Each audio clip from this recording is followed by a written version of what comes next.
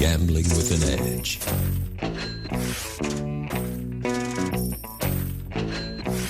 And now, here are Bob and Richard. Good afternoon. Welcome to Gambling with an Edge. I'm Bob Dancer. And I'm Richard Munchkin. Today's guest is sports handicapper Frank B., along with LVA and Huntington Press publisher Anthony Curtis. And our subject matter is Super Bowl proposition bets. We'll be talking to Frank and Anthony in a few minutes. For the past several years, Michael Shackelford, a.k.a. Wizard of Odds, and a former co-host of this show, has been a fixture on the Super Bowl prop bets show. This year he bowed out and asked that we read the following statement from him, which I have slightly short from Michael. After much thought and money lost, I've decided to retire from the proposition bet making in the NFL. The primary reason for this is the game is played differently than it was in the early 2000s. The data in which my bets were made go back to 2000, when the rules were different. In an effort to make the game safer, the NFL has put ball and chain on the defenses, resulting in higher scoring games. As evidence, between 2000 and 2005, the average total points scored per game was 41.9. In the regular season of 2016, it was 45.5. This may not sound like a huge difference, but advantages have been slim lately, so an increase in points scored of 8.6% makes a difference in perceived advantages. Virtually all the props I like favored boring, uneventful, and low-scoring games. This should not come as a surprise, as the square bettors prefer prop bets which favor exactly the opposite. Finally, the Super Bowls of 2014 and 16 were abject disasters for me. While 2015 went well, I know the trend, since I started doing this around 2005, it would be -1. 4 safeties in the last 8 Super Bowls have not helped. In conclusion, I'm not saying that I will absolutely never make another prop bet. In fact, I made some on the AFC and NFC championship games, which went badly. I may make some small wagers that I've made every Super Bowl, just because old habits die hard. But I won't be betting thousands of dollars on each one like I used to, more like in the low hundreds. Nor will I be promoting specific bets here or on the radio. Sorry, but for Super Bowl 2017, you're on your own. Any comments, anybody? All I can say is those safeties over that 6-year stretch sure did torpedo a lot of data guys. I mean, that's, you go 6-year stretch with 4 safeties. Basically, if you're laying a good price of -700, you drop 25 to 30 units on a bet that is supposed to be a no-brainer for you. So, yeah, he's not the only data guy that I know that lost interest.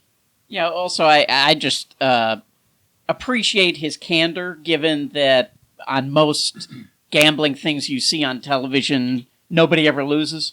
So I appreciate his candor in saying that, he's basically been losing so. Yeah, I think what Frank is getting at is that there's a lot more to it than just statistics, and I think we all know how good Mike Shackelford is at this sort of thing, but he's very statistics based, and a lot of things that guys like Frank does brings a lot more into it than just looking at a data set. I think that's really the inner point here, right? Yeah, especially when it comes to the props that involve players, we can talk about it a little later, but there's data guys like big sample sizes, to draw conclusions from. And when it comes to analyzing players, it's pretty much the exact opposite. It's like a micro sample that you must analyze and then really be able to weight the portions of it properly. So it's tough if you're not into the sport and you're just trying to do it strictly on numbers. All right, let's move along. Before we get into the Super Bowl prop bets, the NFL news this week is that Sheldon Adelson has backed out of being a key financier of the stadium for Las Vegas Raiders. The biggest bank has dropped out. The commissioner, Roger Goodell, said today, Thursday, that he didn't want any casino owners of teams and maybe stadiums. Anthony, is all this a showstopper? I don't think it is. I mean, I've been saying for a long time, when all of this began, everyone was going, boy, oh boy, this is great, it's going to happen. I said, yeah, it's going to happen, but not for a long time, 2020, 2021, something like that.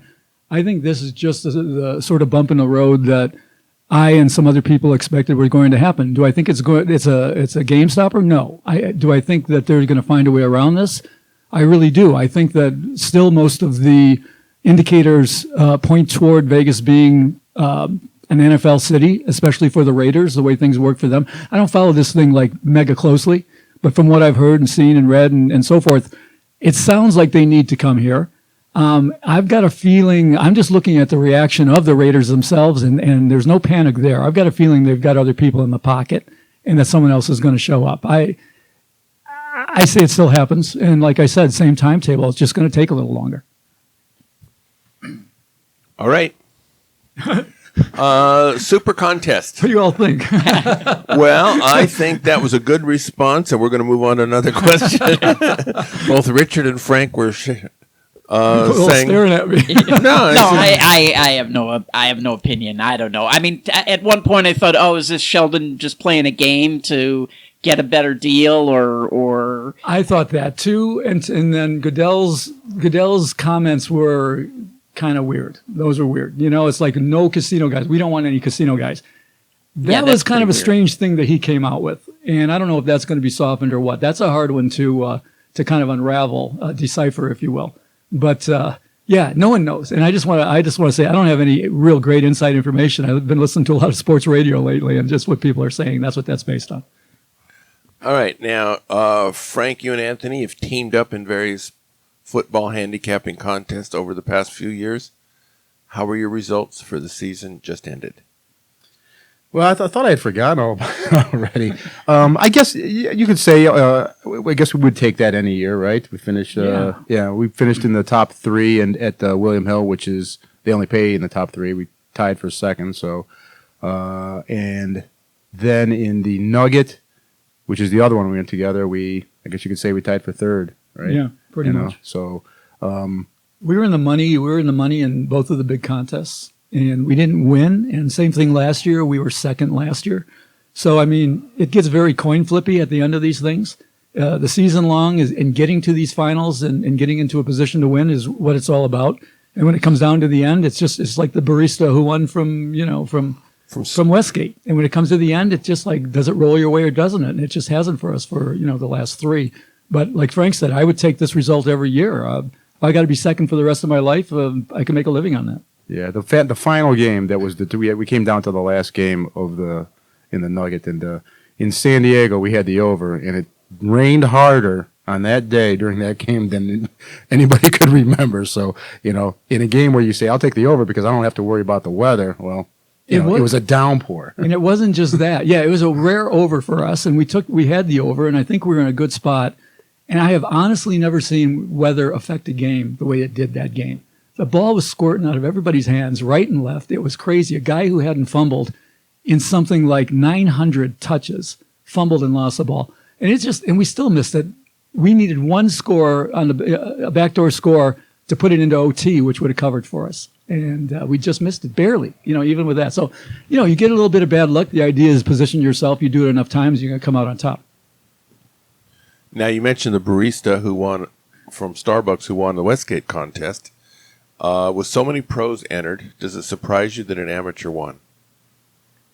Well, no, it doesn't surprise me. I mean, you sort of get to know who the winners are and where they come from and what their background is after they win. They tend to give you a little information on them. And about half the time, it's just some guy that, this is what he wanted to do with his expendable gambling money, pays a proxy to get in, basically lays the price to play the contest, and he ran good. Now they didn't even give out the bonus this year, which is you got to hit 67%, and then that's considered the bonus. It's hit ever since the contest grew to like 1,000 people. It's hit every year. It didn't hit this year, and just statistically, with 1,700 coin flippers, you should have got one.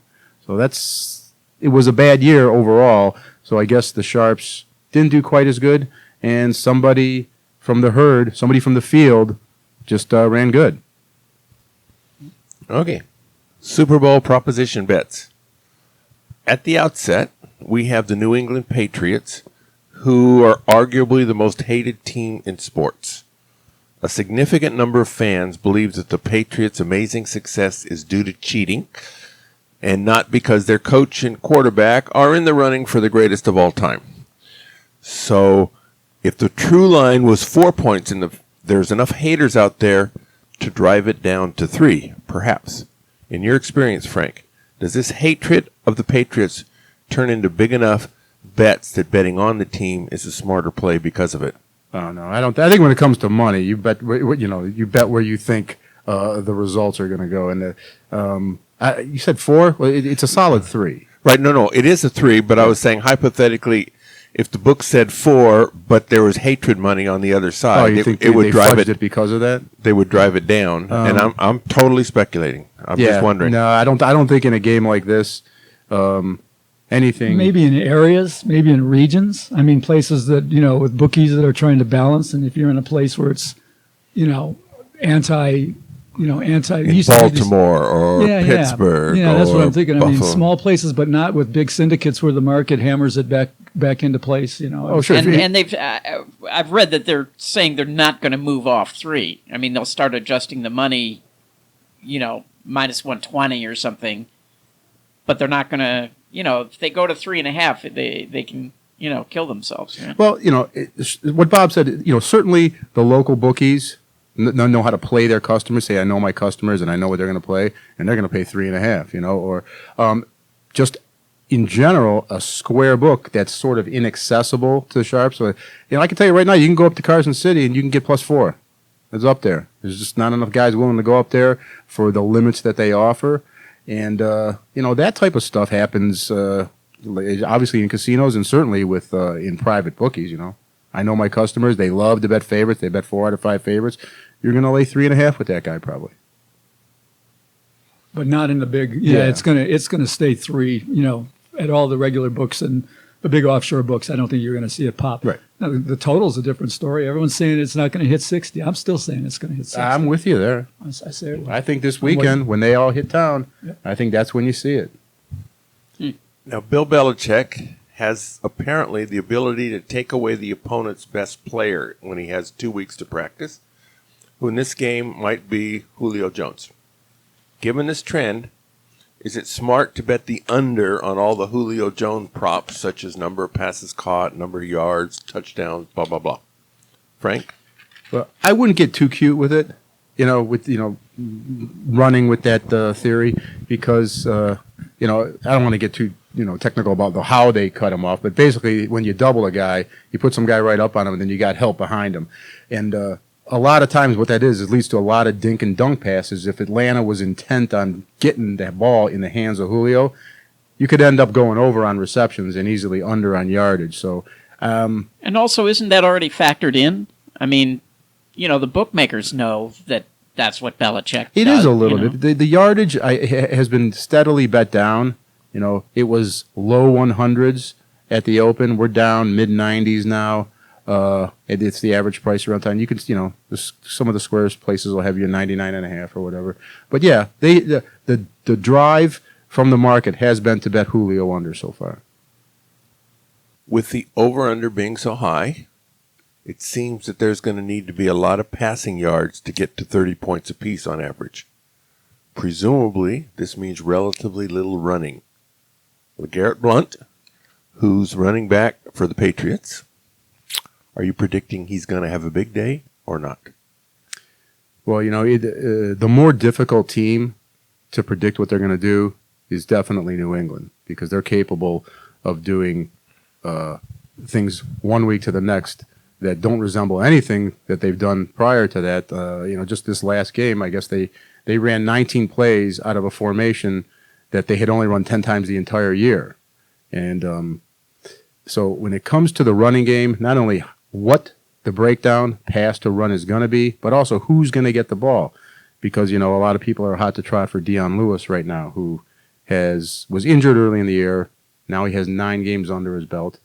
And in the game against Houston, which I've been calling the flu game, because it was a game in which LeGarrette Blount had flu during the week and didn't practice Thursday, Friday, and on the Saturday game, they gave him a light workload. And people read into that Dion Lewis now is the preferred back by Belichick. I don't. So I actually do see Blount getting very close to his normal workload here. But the market disagrees with me on that. They have been pushing Blount down ever since the openers at Westgate. He's probably down 10-12% across the board on his props, and even more on like scoring a touchdown. So are you doubling down on him now with the better price? I have some good numbers. I may get, there's starting to be numbers that I just can't turn down. His rushing attempts, which is, that's going to be his workload. 18 carries, 17.5 is about what I made him for the game. And they opened 16.5 and 17. And it went all the way down fast the first night to 14.5. And I saw as low as 13.5. Now that's really low when you consider that in games that Blount, and I hate guys who give statistics like this, but in games that Blount has had 18 carries or more, the Patriots are 18-1. Now the reason I hate giving stats like that, it's like some of these touts will say, well, in games where the Yankees hit 3 home runs, they're 65-8. Well, yeah, no kidding. But and it's sort of like what causes what? Does Blount running 18 times cause them to win, or the fact that they're ahead causes him to get a lot of carries because they're salting the game away? So they do seem to do better in games where he touches the ball a lot, and I'm sure that would be the preferred way to go. So right now I'm holding what I have, but I'm open to the option of betting more on Blount, doubling down. To be blunt. To be brief. All right. Sorry. Vegas. No, I wasn't. I was teasing Anthony.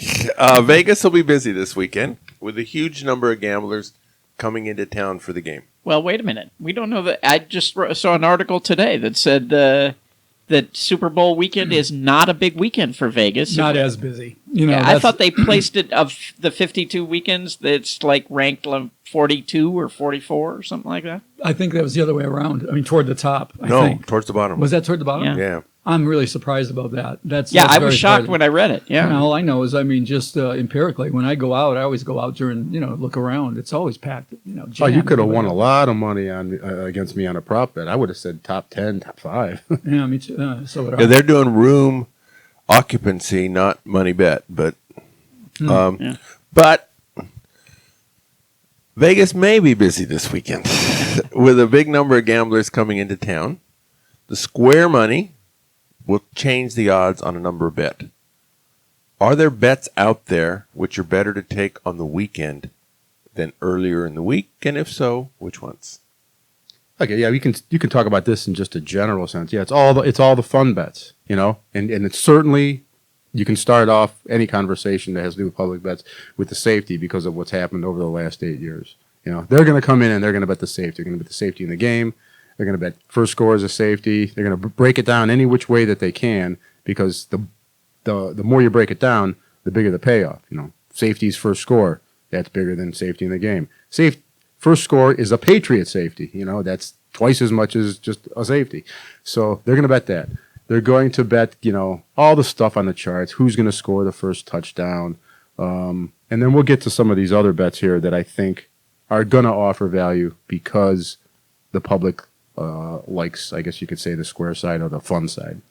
What about money line favorite? It seems to me that at post, a lot of people on big games are chunking pretty big on the dog. They seem to want to push that. Will that push it? Yeah, it's like the big just like they do in a big prize fight. They want to bet. They want to win more than they put up, than they post up. So the money line has been for a long time has been the bet that you get a deal on the favorite and you pay a premium on the dog because so many $100 and $50 bets are out there on the dog. This isn't the greatest game for that because it's not like a 7-8 point spread where they'd get like plus 300 and then get driven down to plus 200. But I still expect the same dynamic to be in play where you're gonna get a lot of Falcon money line bets. Several books offer apps where you can make bets on your cell phone or other device. This allows you to avoid long lines at the books, especially on the weekend. Do you personally find using the apps useful? Well, in general, in day to day, sure. I mean, they're very useful. But for Super Bowl weekend, they are a godsend because if you've ever gone to the Westgate on Saturday or Sunday when they got the line, the ropes set up to herd you in like cattle to make your bets, or any of the strip properties, you could be there waiting a half hour just to make a bet. And, that's not fun. It's not to come to Vegas just to stand in a line. Some people do, I guess. Anybody who wants to bet at all should invest the time and get on the apps of the place, at least one place, because you're not going to find any small lines on Super Bowl Sunday. Once I just had to get a bet down at MGM, and I got there 3 hours before the game, and oh my goodness. I mean, literally, I was 250th in line. It was ridiculous. And I spent almost, more than an hour waiting in that line to get through. And they were full with 15, 20 writers up there and just moving them. And you just can't get around it. These apps are unbelievable on game day. Yeah. They're going to love us for this commercial because they're right. I mean, there is nothing better than being able to sit at your house and watch TV and make your bets. Should any of our listeners be in Vegas and looking for positive EV Super Bowl bets, Frank, what do you recommend that's still available today, Thursday, February 2nd? Yeah, it could be a very long list. You want me to run through all of them, or you want to take a little bit here? And maybe the ones that are least likely to be gone in, Okay. 2 days. All right, so let's talk about one that could replace if you've grown to be gun shy because of with the safety bet where you're laying 700-800. Here's one that the public will love betting the other side, and that I think has merit. I made the line about the 30% higher than what you're seeing out there. It's will there be a defensive or special teams touchdown in the game? Now, I made the line no minus 270. And what you want to bet is, I'm betting the no for a couple of reasons. One is when it comes to defensive touchdowns, the majority of them are scored on interceptions. The ball's in the air, you catch it, the guy throws a pick six. Fumbles go on the ground, and it's the pile, and they dig the guy out, and they randomly give it to somebody who comes out with it first. But in this case, these quarterbacks do not throw interceptions. Tom Brady threw 2 during the regular season, 2 interceptions, and Matt Ryan threw 7 in the 18 games that the Falcons played. That's not that's about as good as you can get as far as taking care of the ball. On the special teams side, neither the Falcons nor the Patriots had a special teams touchdown during the regular season, 0.0. And in the postseason, Deion Lewis did return a kick in the flu game. But that's the only special team out of 36 games played combined for these teams. You got one special teams touchdown, and that's because, when it comes to the return game, they don't have the scary guys like the Tyreek Hill and these guys where the announcers are going, why do they even kick to that guy? They got Julian Edelman, they got Derek Weems, they got guys who are gonna get 20 yards on a kickoff, 22 yards on a kickoff. They get you 5 to 10 yards on a punt but that's about it. They're there to take care of the ball, and they're not the kind of guys you got to fear. So I like no defensive or special teams touchdown. And up to about what price? Okay, so it opened minus 150, minus 160 at the smaller places. They opened 180 at Westgate. Every place around pretty much got bet up to minus 200, and that seemed to be the barrier. They stopped betting it there, but I think it's going to come back down. Now, when the public gets here, they like that bet. They like betting that a special teams touchdown happens or a defensive team touchdown happens, and a big reason is similar to the safety. 6 out of the last 8 Super Bowls, there has been one, either a defensive or a special teams touchdown. So they're going to be hearing that on through the media and stuff. They're going to come in to bet that. So if you wait till Saturday or even Sunday morning, you'll probably be getting your best price on that. And like I said, the numbers that I have for these two teams say that that's a good bet. Okay. What's another one? Another one. Okay. Give us more. All right. We already talked about LeGarrette Blount. So we'll skip over that. The coin flip was one we were talking about before we started. Yeah, see, but that's not one you're going to find. It's something that, just something goofy that was out there. I mean, there's a whole, listen, we could talk 20 minutes about the coin flip because of the whole controversy about what happened to Chris. Briefly, Chris hung every conceivable way to bet on the coin flip, including Chris Sportsbook. yeah, Offshore. what will the call be? Now, there's an article that came out in March of 2016 by a Patriots writer that, for whatever curiosity he had, he knew that the Patriots call heads every time, and he said, "Well, is this a something with unique to the Patriots, or does the rest of the league do it?" And it turns out most teams call heads for whatever reason. I don't know if it's a systematic thing where the coaches say, "Listen, we just don't want any screw ups in there in the circle when we're calling it. We want to know exactly what we call. So if something goes wrong, you guys aren't confused. Did I call heads? You call heads every time, okay?" Belichick called heads every time in 2015. There is no data that I know of that's out there for 2016.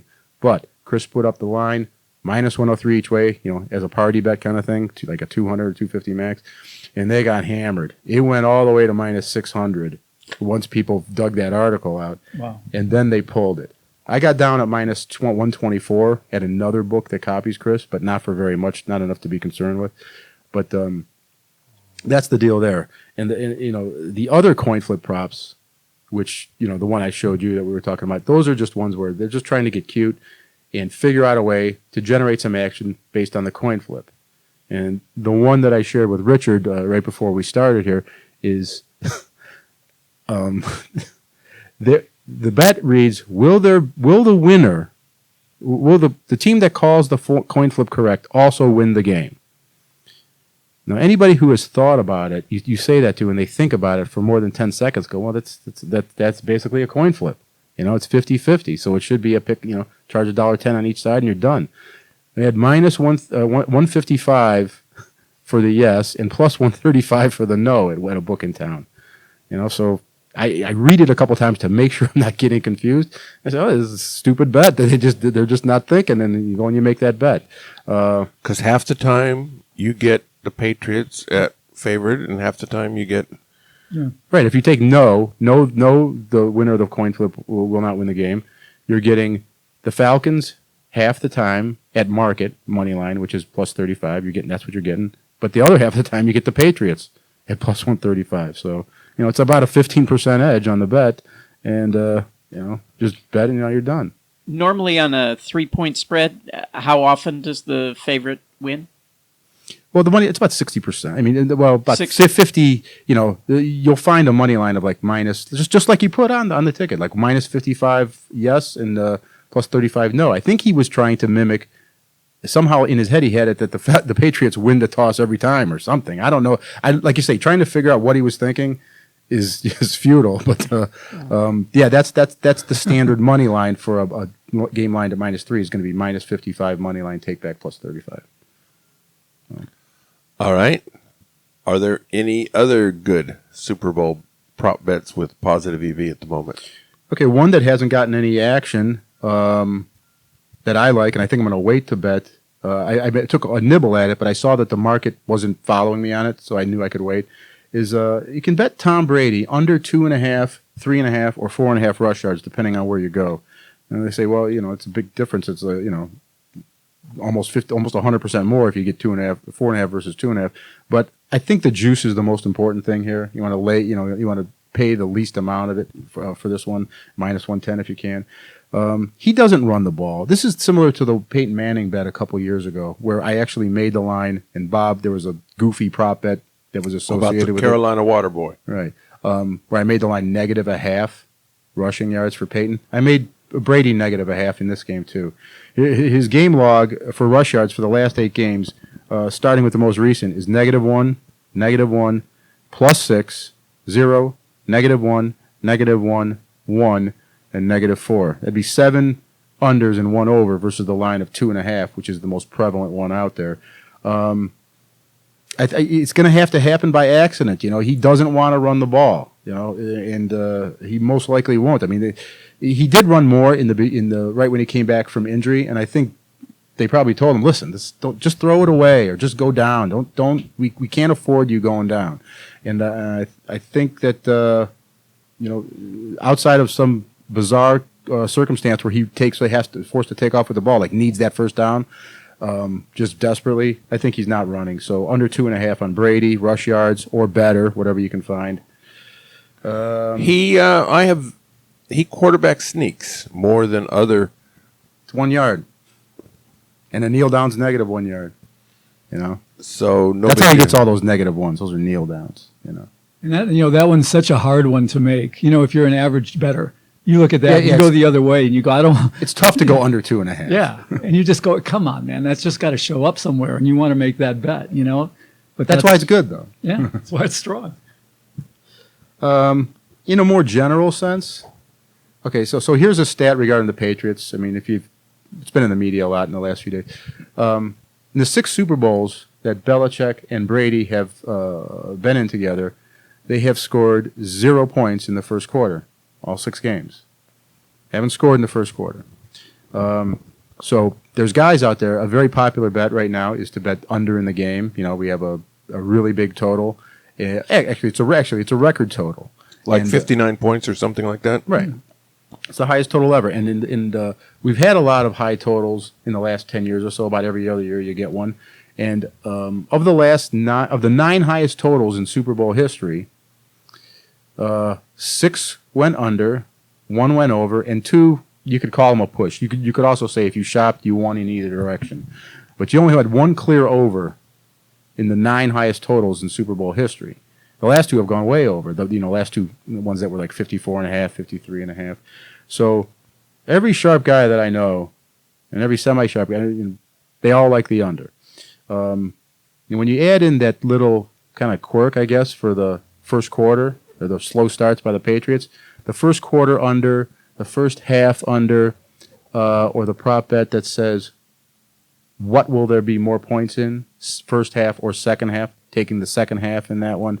So they're all correlated to under, but a little fine-tuned based on the Patriots' history. That's not a bad one. Lastly, how about the parlay cards? Okay, now I was listening to a different radio show last night that was talking about the props, and the host was saying, MGM should be really taken to task because their parlay card for the Super Bowls ties lose, and I'm thinking this guy he doesn't have the full story here. The parlay cards can be very weak because they can contain correlation. There's only, everything has to do with the game on that card. There's like 30 different things to bet on. They all have to do with the game. It's not that difficult to find correlation. It's not that difficult to find a mistake or two where one side is the decided favorite. Many years you'll have that, will there be a defensive or special teams TD on the parlay card? Well, that's a 65%er right there. There's one entry. Think of it, the ties lose. Think of it sort of like a blackjack player would when, an information blackjack player, when you told them 6-5 blackjack, and someone goes, "Oh, that's a crime," and the guys they play for information go, "Well, it's not a crime to me." Yeah, suddenly they're dealing single deck out of their hand again. Right, yeah, right, yeah. And they're comfortable with it, so it's not as bad. Look around. I get yelled at if I give away parlay cards and tell you exactly where to go to bet the good ones. But there's 1 or 2 good ones out there. So just take a look at them, look for correlation, and then when you find 1 or 2 entries on the card, sometimes you have to have 4 to complete the card. It takes a minimum of 4 teams. There's a trick that we use to complete the for the third and fourth leg, and there's always at the bottom of the card the bet. Will the Patriots' final score be an odd or even number? And then right below it, will the Falcons' final score be an odd or even number? Now, when you think about it, well, odd's a little more likely than even just because of the way football numbers work. But you can increase that a little bit by combining an odd with an even. And the reason you do that is that's the only way to create an odd final score differential, which is even more common. So the only way to get a 7-point differential in the game, like a team wins by 7, or a team wins by 3, 2 most common numbers, is to combine an odd and an even number. So if on the card you take one team to have a final score with an odd number and one with an even, your combination is going to give you a payout better than the lay price that you're putting on that card. So that's a good way to close out the card. In other words, fill in what's required to for your 4 teams if you find 1 or 2 juicy ones on there. So I see that one of your tickets is over 9 touchdowns, 15-1. Yeah, that's okay. That's what me and Curtis worked on overnight one day. I was just fortunate enough to go into that casino and be there when they put the sheets out, so I got first crack at it. And after doing this for a long time, you understand how they come up with the props every year. And what they do is they use a template from the years that they've used in the past, and they just swap out the team names. And for the player stuff, they swap out the player names. Okay, we got to make a new line. You can get a little sloppy, and when it comes to the team stuff, just assume one team's the same as the next, one matchup's the same as the next.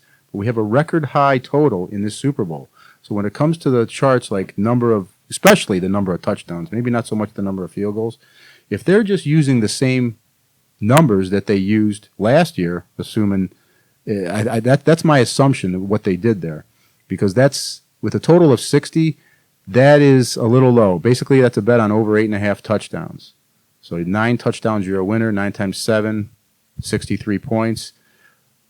That's either what they did or what they did is they didn't account for field goals. It's one or the other. But either way, eyeballing it looked like a very good bet, but wasn't sure. But on the next page, I'm looking at the alternative totals, which that bet is also in. There's an alternative total bet there. They had the bet. Alternative total is where you either take extra points or give extra points and lay or get a price. So and the alternative total I was looking at, it was under 75.5 minus 600.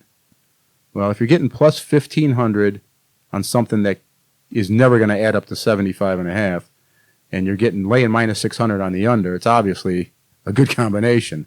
In this case, we have a lot of meat to get the middle too, because it would take like 4 or 5 field goals in addition to the 9 touchdowns to jump over that, and I don't think that's going to happen. So that was a good bet. Or 12 safeties. Yeah, or a bunch of safeties. There's just not enough scores possible in the game to really lose both of those. It's kind of an example of how things, how you can look at things and find things, because nobody's going to be able to find that anymore. Frank bet it the first night at 15, and then I went back and got it at 12 in the morning. Yeah, and now last we looked, it was what, 5.5. Right, and what we ended up laying on the buyback was minus 475 there. So we got plus 1,500 in one direction, minus 475 in the other, with about a 12, 13, 14% chance of getting it all of the middle coming in. So it's we haven't added up the EV of those tickets in combination, but it's pretty good. But there's stuff like that out there all the time, maybe not to that degree, and there's stuff that's still out there right now. You just have to sit there and tear apart the sheets. When Shaq would come on the show, he was a big fan of betting the no on most things. So if you said, will this player get a touchdown, he would bet no. Would it all the other things bet no? Is that do you do that a lot too, or is that just his peculiarity? No, we've talked about this before. No's and unders, that's where it's at. And the one bet that I didn't read off was a no touchdown by Dion Lewis. But that's, there's opinion involved in there, and that's because I think LeGarrette Blount is going to be the man versus Dion Lewis. Dion Lewis scored 1 time in 9 games that he played. And they made the line minus 150 on the no. And the one game that he scored was the Blount game where Blount basically was just recovering from the flu. So I had no problem laying $1.50 on the no in that one. But yeah, there's you're going to get a lot of good prices in this game because of the total, because of the anticipation of a lot of offense. So no's and unders may be hard to pull the trigger on, just like that under 2.5 on the Brady thing. But that you're going to be sorry if you take a look at your sheet and you say I got 3 out of every 4 bets is an over. Well, here's what's cool about that. It's a basic strategy. You know what I mean? Like if you don't know what to do, it's a basic strategy. Like when you go to play blackjack, you don't know how to count cards, you don't know the fine points of playing the game, but you can learn a few rules or an abbreviated basic strategy, and you've got a leg up. A couple weeks ago, 7 Magazine, I write a column called The Deal for 7, and they asked me to write a story about the Super Bowl betting. And they said, give us a pick on the side and give us a pick on the total and give us a couple of prop picks. First of all, there aren't going to be any props out at the time you need this, so I can't do that. Second, I don't know who's going to win the game. Third is, on and on. This is not what I do. I'm not a handicapper, but what I can do is write you a pretty slick basic strategy. And that's what the article was basically based on, is no and under. And that's kind of something that people that beginners and casual bettors can sort of take to the bank and know they're getting a little back from it. All right. There's always some goofy bets out there. We did talk about Peyton Manning last year having more yards than the Carolina Water Boy, and the equivalent bet this year on Tom Brady. What other goofy bets do you find interesting that may have some value in? I haven't been that goofy so far because I really don't have any that are really out there. I did make a bet on. Did I bring it? It's under 5'11.5" will be the height of the player that scores the first touchdown. With or without his helmet on? Yeah, right. With height statistics according to NFL.com, and the reason I bet it is because the place that put that up, I don't have a lot of respect for them. There's the same place to put the coin flip bet up. Let's put it like that. Okay. So wait, you bet under the 6 feet? Yeah, but under. Yeah, basically it's under 6 feet, but I got plus 650. Okay. And the reason I did that, A, because of who put that number up, and B, because another guy in town that I know, that I talk to, and I know he knows what he's doing, he takes pride in the props he put up, he put the same bet out over under 70.5 inches, which is 5 feet 10.5. And he put it like a round pick. So I'm getting plus 650. I'm giving up that inch. So, I'm in there looking who's 5'11" that I can scoop with, because I can go over from 5'10.5" and under 5'11.5. And, turns out Blount might be the wild card in this, because there's a site that has him listed at 6 foot and there's a site that has him listed at 5'11". So we're gonna have to sort all that out. But I know that the one that I bet already is probably the right side, and I'm gonna go talk to the guy and find out what his source is if I decide I'm gonna buy back on that. But that's about the goofiest thing that I've done. I have seen a lot that require some, analysis in areas you couldn't have predicted prior to the Super Bowl or prop week, but I haven't made any, and they're out there. They're all the Anthem and the Gaga hair and all that. I can tell you one thing. I haven't actually. I don't have the number with me right now, but I'm pretty sure the Anthem has gone over almost every time. And they're betting the crap out of it over again. Are they? Yeah. I think it's. Is it 2 minutes? 2 minutes? No, it's up to one. It's up to 210, and with juice to the over now. Really? I saw 215 posted. That's what I saw. But Is this Luke Bryan? Yeah. I like the under on that. But it just seems like when they get on the big stage, man, they want to linger up there, man. That last note can go 10 seconds sometimes. You're going, stop. But it isn't the last note. It's the start of the. Yeah, that's when they started the B of Brave, and then however long they extend Brave, the bet's over. Is that right? I think so. No, I don't think so. It's not the end of Brave. It's the beginning of Brave. I think it's the B in Brave. But you get like Aretha Franklin out there. That thing can go for Brave. Brave can last 12 seconds. Yeah. I don't know. I'm not sure. On one breath. I don't bet it. I've just seen it. I was like, oh, another over. I did see they had will Gaga have cleavage or not was one of the bets. So. Let's hope. Will she show cleavage or will she have cleavage? Going on about her hair color, there's got to be somebody who knows, her hairdresser, her something, and Gaga herself could send somebody to Vegas and betting because she knows what color hair she'll have. How do props make these bets where somebody's got to know the right answer? Well, that's why you can't bet a lot on them. Yeah, they're typically low, really, low maximums on those. Like 200, or what are we talking about? Sometimes as low as 50. Yeah. Sometimes as low as 50. Sometimes you'll get away with a couple hundred. I'm sure if you showed up and said, I want to bet 10,000 on Lady Gaga's hair color, they're going to know something's up.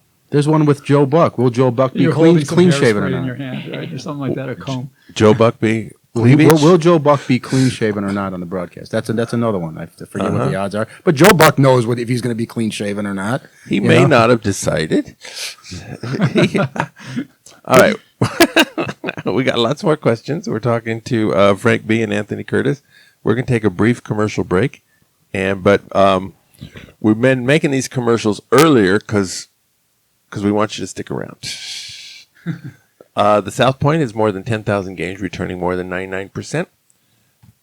That's more than anyone else has. In February, they're having the Money Madness jackpots going all the time. The major jackpots start at $10,000 and must be hit by 25. All players playing with a card on any machine are eligible to win if you've bet at least $1 in the last minute.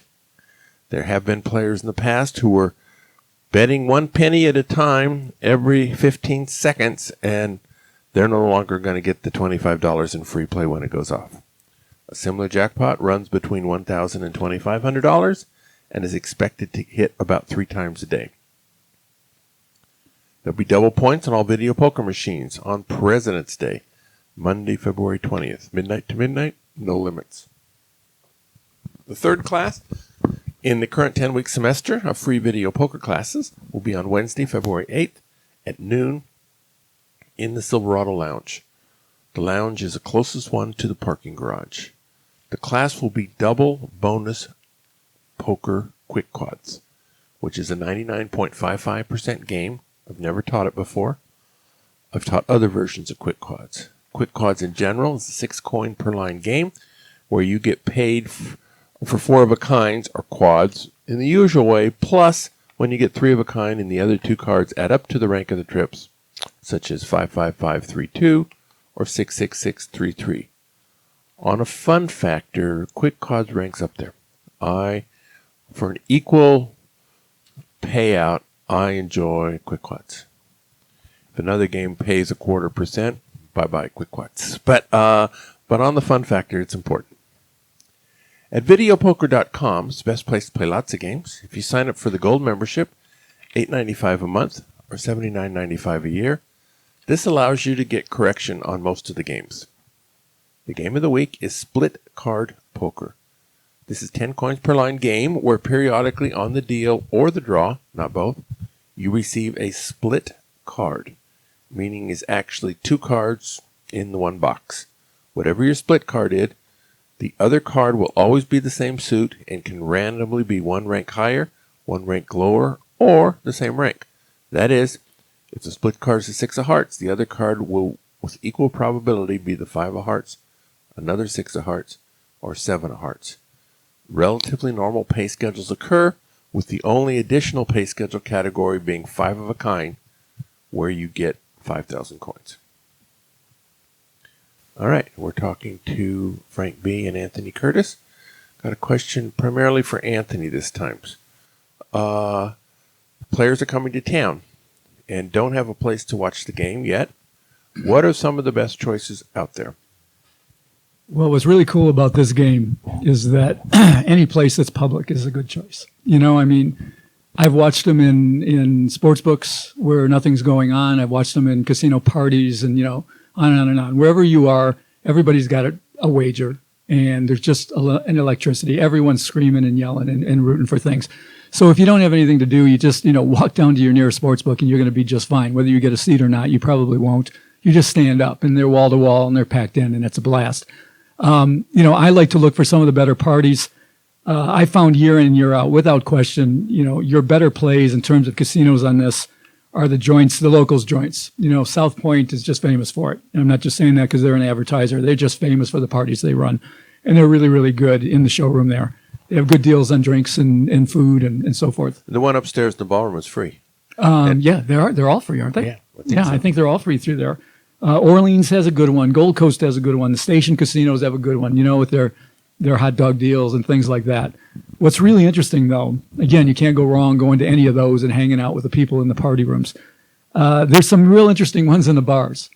A couple that combine actually squares. They have to do it in a certain way so they're not selling these squares. It's part of the party. One of them is the Sporting Life.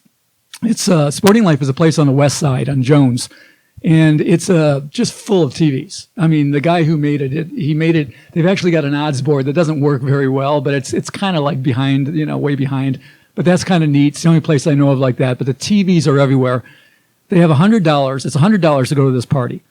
All right, the food is free. It's a big old buffet. All the drinks are free. Not top shelf, but I mean, pretty much wine and beer and well drinks and things like that. All you want to do. They have a square. You get a square, which is worth $20. So immediately you've knocked that $80 down to $20. Excuse me, that's $100 down to 80. They give away some of the best stuff. They give away, all kinds of things, jerseys and little TVs and things like that. So you're part of that. And get this, they've got crappy 6-5 bonus poker is their best game. About a little over 3% edge for the casino. But if you run $1,000 through, it's all free. You get that party comped.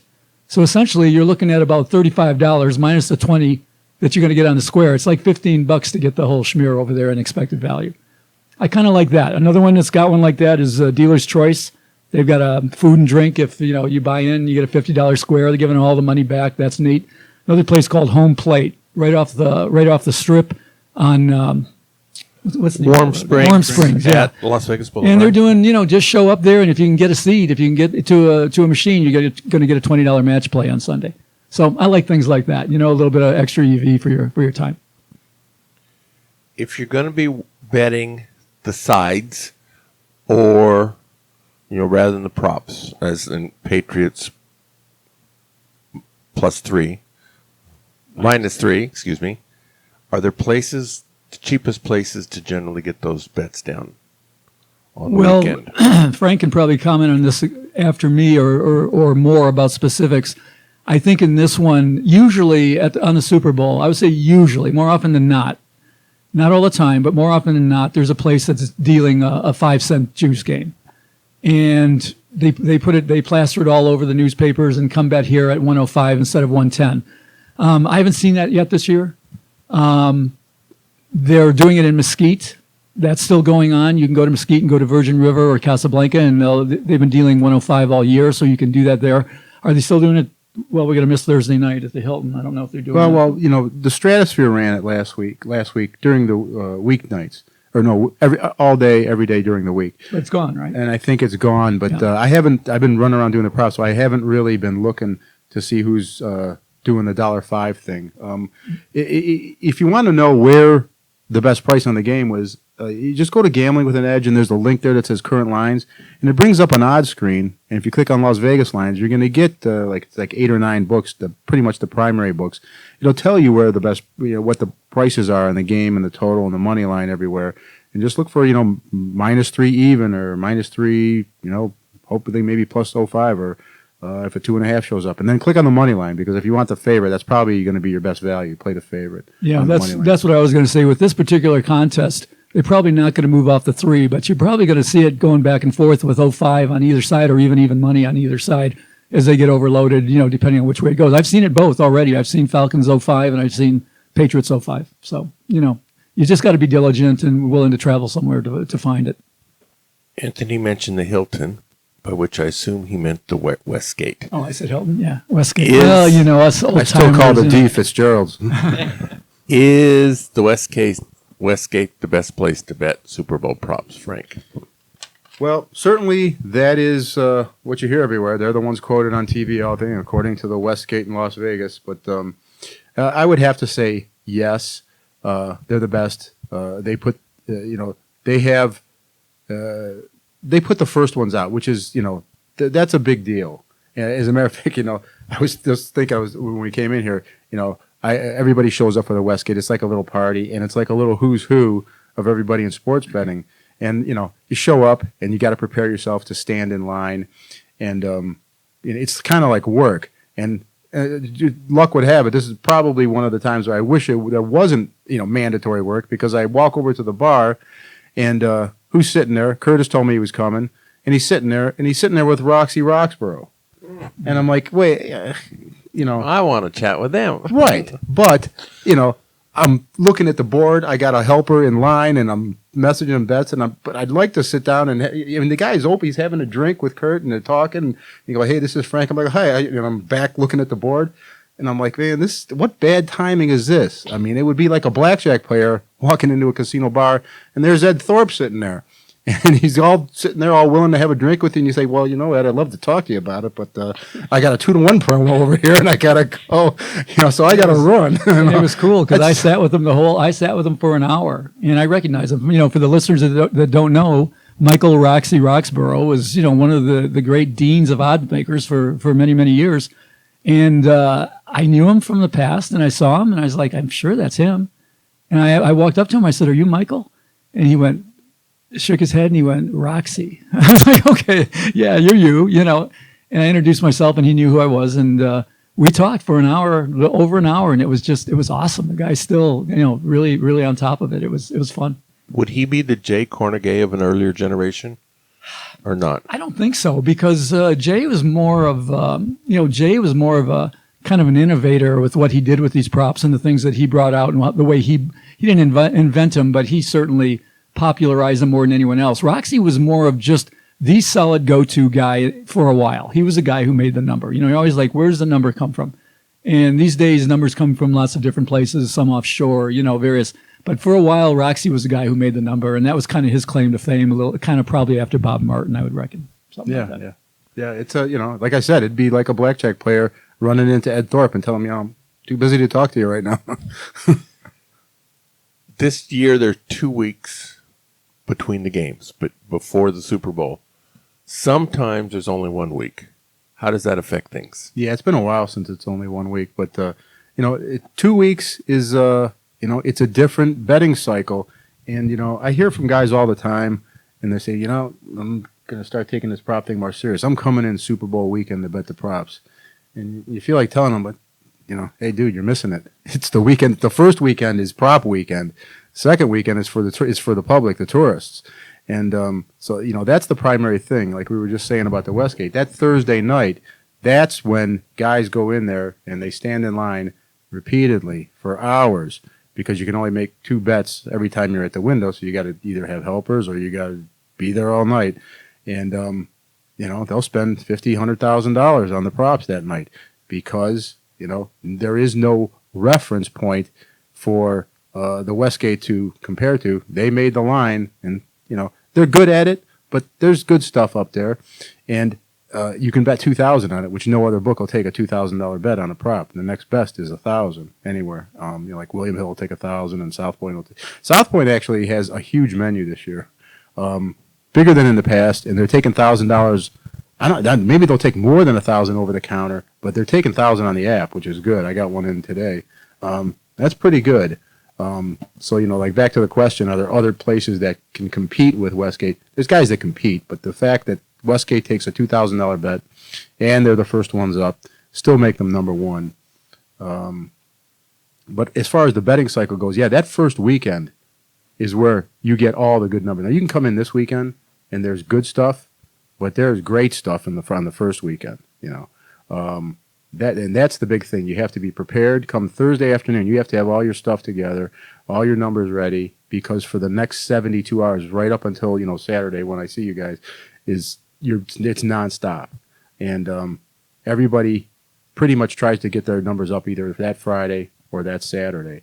Then all the really ridiculous stuff is gone. Then things settle down, and now you're just good bets here, good bets there, but it's not like that first weekend. So the big difference between a normal betting week is you have that 1 week, that first week, and that's where all the really good stuff is. I would say that's it. Do you still try to hit every sports book in the state? I didn't do Northern Nevada this time because I had a couple down here that I was really hot to try to be first at. And when you make a decision like that to try, you can't be everywhere. So you got to pick and choose. And I have a guy that's going up there, so get some action. Might not be in the same manner, but I did that last year. I didn't do it this year. So there's going to be 2 or 3 that I'm not going to visit this year. If somebody is not afraid of the bridge jumper no safety bet, they should bet it this weekend. And what would be the number that they should look for? It's the no OT as well, right? I mean, there's never been an overtime in Super Bowl, so that proves it's not going to happen again. So, what would be a number on that? Any idea? The no OT is a little more expensive than the no safety. No OT is I think you can find minus $1,000 on it. Is that a plus EV bet? Well, probably. I like to look at that. I mean, there's guys that we know that come into town, and they're big players in other gambling ventures, and but they just want something to bet a lot of money on, and those bets fit the bill, and they're okay. I'm going to bet no OT. I'm going to bet no safety. For somebody like that, okay, you don't mind losing 10,000 on a no OT or whatever, go right ahead. But for me and a lot of the other guys that spend the better part of 10 days running around accumulating these bets, one by one, 1,000, you don't really want to dust off 5 figures on. Even though there's some EV there. So I've only bet no safety twice in my life. I lost the first one, won the second one. That still makes you a big loser. It still makes you a big loser. I mean, after the thing hit 3 out of 5 years, you were getting dealt dirt cheap stuff. I think it was in 2013, and I go, it's got to be good. I think I laid something really low, like 400, on game day. I just had some money, and it lost. And then the next year I won, and after that I said, you know what, I got other stuff I can do. It's going to be the same EV. It's not like I have endless money to bet on this stuff. But I mean, if it's an easy bet. I'm not so sure the no safety. The game changes over the years. Coaches are smarter. They have the access to these analytics and things, and they develop these strategies. And I don't know if they're more likely to take a safety, an intentional safety, or what. I'm not so. And of course, you had a good run. The thing ran good. You're supposed to get a safety about every 16 games in the regular season, and we were going. I mean, there was a run of 18 games right there, and that was what sold everybody on it. That it hasn't no safety in 18 years. Just boom, boom, boom. And I mean, it's okay. I'm sure it's plus at minus 700 or whatever, and a good place to park your money if you got nothing better to do. But I like taking the favorite on the money line, real cheap, like dirt cheap. Maybe you'll get 35 or 30 this weekend. And I like that no defense or special teams bet. I like that a lot. I think that's good value, especially since it's run so bad the other way. 6 out of 8 years there has been one. I think you're going to get a good price on that. One of the icons in the sports announcer arena, Brent Musburger, has apparently given up announcing sports, and he's moving to Las Vegas to do a regular show at the South Point. He says he's not a good handicapper, but apparently he's fronting for a tout service. I'm not sure. Do you guys know anything about this? What do you make of it? Yeah, I know a little about it.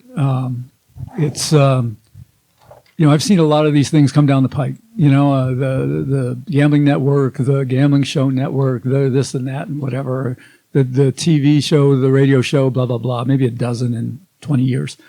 This one seems to have legs. It's going to, first of all, they're going to concentrate more on sports and sports gambling than just gambling of all sorts. But they've got some power behind them with some of the names like Brent Musburger.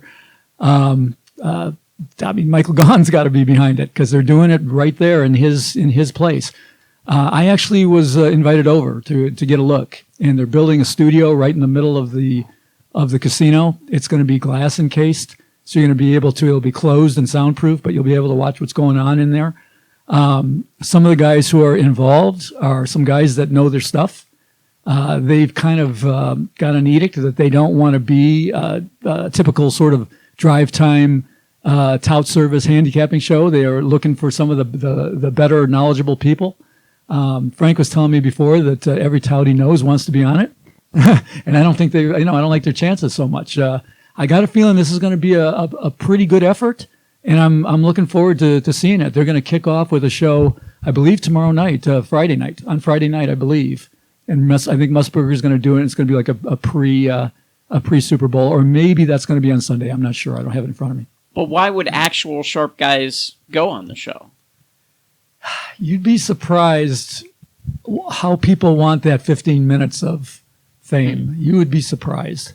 Actually, no, I wouldn't. I realize everybody wants to be on TV. It's really weird, and I never did it when I was playing actively. But when I stopped playing and started publishing, it was a very good marketing tool for me. And at first it was exciting and it was cool. And then it got to the point where you're just like, who cares? And people who haven't experienced that, they want to experience that. And they're willing to give up a lot. I used to tell players, people from the media who wanted me to get other people to be on their shows. I said, you don't understand. It's like, sure, let's say I can get you the greatest dentist in the world, and you put him on and he does one show. but the price is he can no longer practice dentistry. Right. I mean, you don't want to do it, but a lot of these guys are getting near the end of their careers. They'd trade it. They'd trade a little longevity just to be known in that arena. And I don't really get it, but it's true.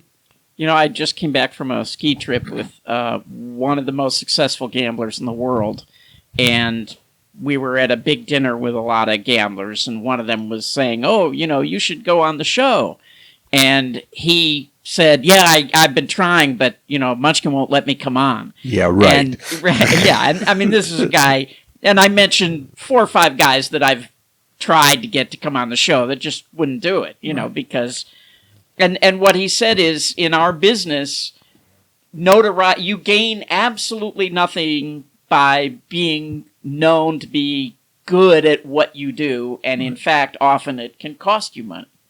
And he's not in table games or anything anymore. He's in a market where, it's everything is there and above board and. Well, every time I'm on your show or on any other show or television or whatever, I'm always got to walk a real thin line. I got to be real careful that I don't say something that's going to hurt somebody who's a friend of mine. So I mean, it's really great. People tell me things because they trust me. So I have a terrific background in this, and I can talk to a level. But I've got to always pull the reins in and make sure that I don't say something wrong, because I don't want to hurt my friends. So it's the same thing. I certainly don't say everything I know when I'm on a radio show. But I'm able to say more than others because I've got good access, that sort of thing. Yeah. Final thing I want to talk about today is a little bit of tooting my own horn. Every Tuesday I post a blog or column on Anthony's website, but it was called now gamblingwithanedge.com. And this last one, a couple days ago, I wrote about a book called Fluke. Professor Joseph Mazur wrote it and talked about the various ways flukish things can happen that people think are just amazing. And most of them are not so amazing once you look at it. I agreed with most of what he said, disagreed about his take on Joan Ginther, who has won a lottery 4 times in Texas and is also a PhD mathematician from Stanford. My point was, well, somebody like that's very likely to be an advantaged gambler, and that's an area where that could exist. So the professor himself wrote into gamblingwithanedge.com, posted that he basically still stands by what he wrote. But I was pleasantly surprised that he wrote in and on the blog, and I thought that was pretty cool. Now, Anthony, this is a site you started. This must be good news for you. Well, it was terrific. I mean, I was following the conversation. Your articles, when Bob Dancer writes an article, it generates really the most conversation on the site because there's a comments board there. And this one generated, 4 or 5 people coming in and commenting and arguing, not arguing, debating back and forth. And then I come back and I see that Mazur posted. And I'm like, there we go, bingo. That's what we're looking for. We're looking to get the experts to know that this is a solid place to go where they can come and contribute. And yeah, when I saw that, I was very excited. I saw that this morning and I was like, here we go. That's the sort of thing that we're looking for. And we keep, slowly but surely, we keep building on that thing. I mean, you can go there now. We just talked about the props. You want to see a prop sheet? Go to gamblingwithanedge.com. We posted the prop sheet from the Westgate, yesterday. So it's up there. You can see it's static. It's not moving, in real time, but you can see what those bets are. Edward E.O. Thorpe's name came up during this talk, the father of card counting, wrote Beat the Dealer. Well, he was in town last week at the Blackjack Ball, and he did a terrific speech to a group of 130 of the best players, in the world, among them. And Richard Munchkin, put it up on Gambling with an Edge, so you can go see Edward O. Thorpe. And we're starting to do those things there, and I'm pretty excited about the prospects of this thing getting better and better. Yeah, I agree. It was nice to. I think that's the first video that's gone up on the site, and I'd love to see more of that. And certainly intend to look for opportunities to get more up. The cool thing about gamblingwithanedge.com is that we didn't. By we, I mean all of us. I mean all of us that contribute to that all four of us in this studio right now do it. You know, Munchkin, Dancer, Betty, myself, we're all involved in some way of posting and putting things up. And we didn't pressure, nobody got pressured. And we took it at our own pace. And, you know, now it's starting to pick up a little bit more. And that's the key. I've learned that. When you push things too hard in the beginning, it doesn't work. People feel pressured. They're disappointed at the results. We kind of slow played it, and I like the direction it's going. Very good. Thank you, Frank B. Thank you, Anthony. Thank you, Richard. Go out and hit lots of royal flushes, everybody. Good day.